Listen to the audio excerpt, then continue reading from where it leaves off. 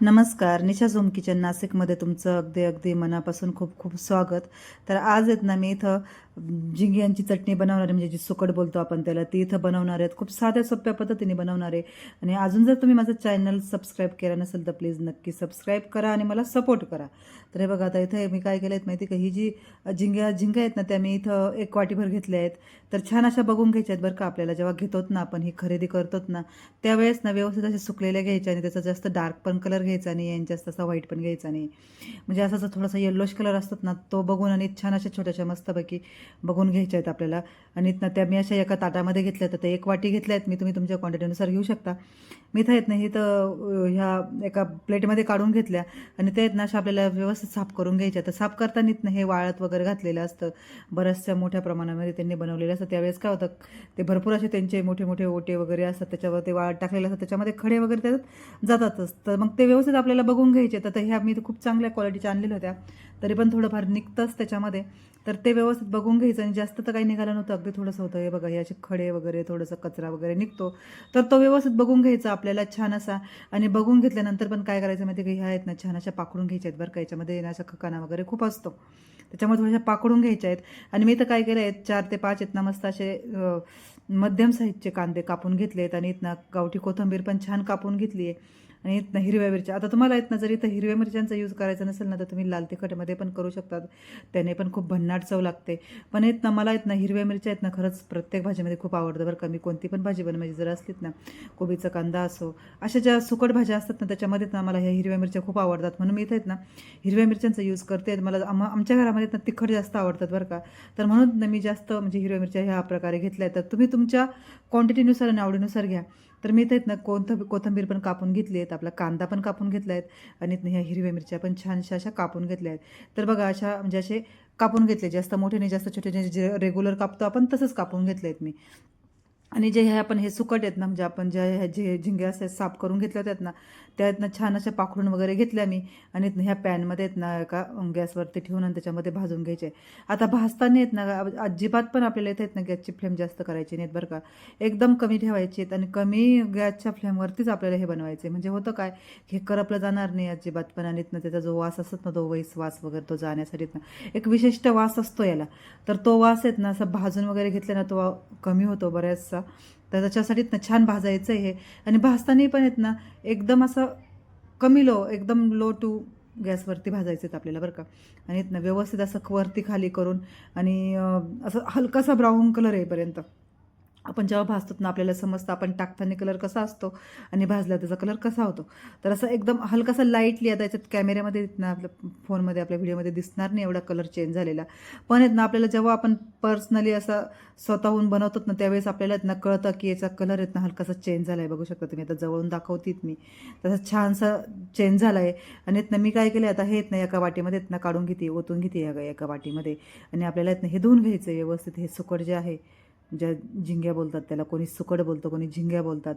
तर हे सुकट आहेत ना असं छान वाटीमध्ये घालून घ्यायचं. आणि हे बघा चेक लगेच करता येतं आपल्याला. तर हे असं थोडंसं जरी हाताने प्रेस केलं ना तरी असं त्याचा असा क्रिस्पी आवाज येतो, म्हणजे ते असं भाजलं आहे खूप छान असं समजतं आहेत. आता मी काय केलं, याच्यामध्ये ना पाणी घालून घेतलं ह्या वाटीमध्येच. आणि छान आहेत ना आपल्याला धुवून घ्यायचं आहे, 2-3 पाण्याने धुवून घ्यायचं आहे. पण धुताना ना जरा पटपट धुवायचं बरं का, कारण की ह्या आहेत ना मग ओल्या होतात त्या आणि त्या आहे ना फुलायला लागतात.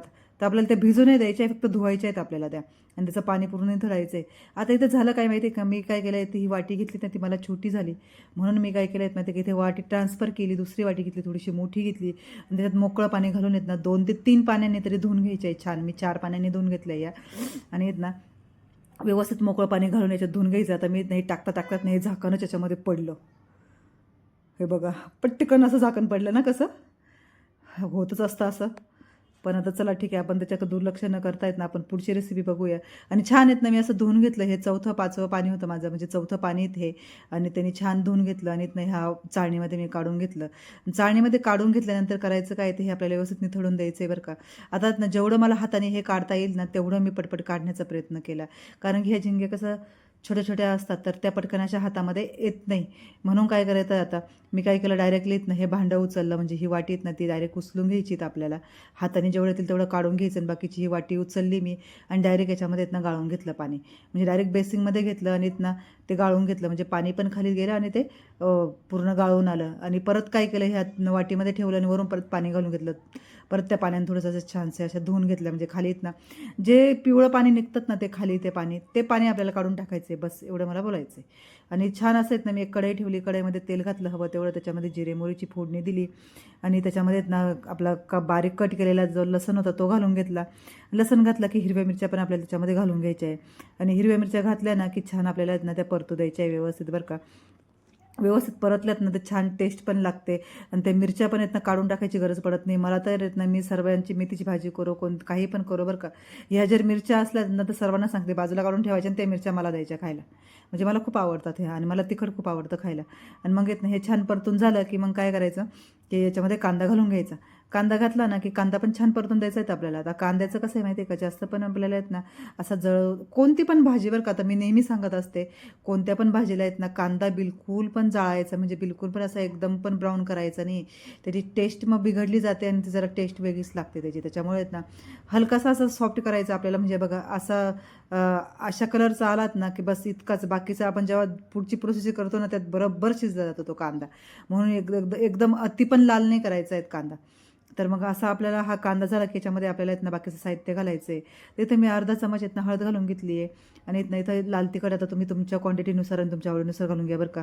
मी इथं 2 ते 2.5 चमच लाल तिखट घालून घेतलं. आमच्या घरामध्ये भरपूर तिखट खातात बरं का, आणि ही लाल तिखट पण एवढं तिखट आहेत ना, खूपच तिखट आहे, तरी पण आम्हाला ते तिखटच लागतं. आणि छान परतून घ्यायचं, म्हणजे त्याचा कच्चापणा जो दूर होईल असं छान परतून घेतलं ते की एक टोमॅटो घेतला होता मी, तो छान असा बारीक कापून आणि इथनं मस्त बारीक बारीक कापायचा आहे आणि तो येत ना ह्या स्टेजला इथं घालून घ्यायचा आहे. आणि तो घातला ना की छान तो व्यवस्थित हलवून घ्यायचा, परतून घ्यायचा. आता तुम्हाला इथं जर टोमॅटो घालायचा नसेल तर तुम्ही एक तर लिंबू घाला, नाहीतर मग येत ना आपलं ते कोकमचं असतात ना, कोकम पाणी पण असतं कोकम, म्हणजे सरबत पण असतं कोकमचं आणि ते अख्खं कोकम पण असतं, ते पण घातलं तरी पण चालेल.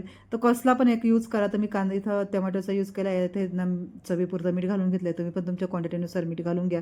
आता माझी ही भाजी भरपूर आहे, मोठी वाटी भरून मी सुकट घेतले आहेत ना, तर त्यानुसारच मी इथं हे सर्व सामान घालून घेतलं याच्यामध्ये आणि इथनं छान असं मिक्स करून घ्यायचं आहे. व्यवस्थित मिक्स झालं की बघा हे छान असं कोरडं झालं बघा, चाळणीमध्ये ठेवलं ना तर अगदी खूपच छान होतं ते. अजिबात त्याला पाणी वगैरे काहीच राहिलं नाही आहे. व्यवस्थित मिक्स करून घ्यायचं आहे. फक्त मिक्स करताना येत ना जरा प्रोसिजर जरा फास्ट करायची, काळजी घ्यायची आपल्याला तेवढी. आणि लागू वगैरे तर बिलकुल पण द्यायचं नाही बरं का. जेव्हा आपण याच्यावरती झाकण वगैरे ठेवणार आहेत ना त्यावेळेस जरा चेक करत राहायचं मधून 2-2 मिनटाला 2-2 मिनटाला असं चेक करायचं आपण. म्हणजे काय होतं, जे लडक असं करपलं जात नाही, खाली लागलं जात नाही त्यासाठी.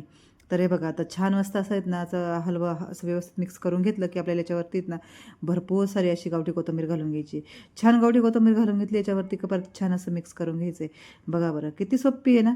बोलायला एवढं सोपं आहे ना, तेवढं करायला भरपूर वेळ जातो. एवढं एडिटिंग करा, हे करा, ते करा. तेव्हा कुठं आपला 8 मिनिटाचा 9 मिनिटाचा व्हिडिओ होतो, 10 मिनिटाचा व्हिडिओ होतो. तर बोलायला फार सोपं वाटतं, पण करतानाच प्रत्यक्ष भरपूर.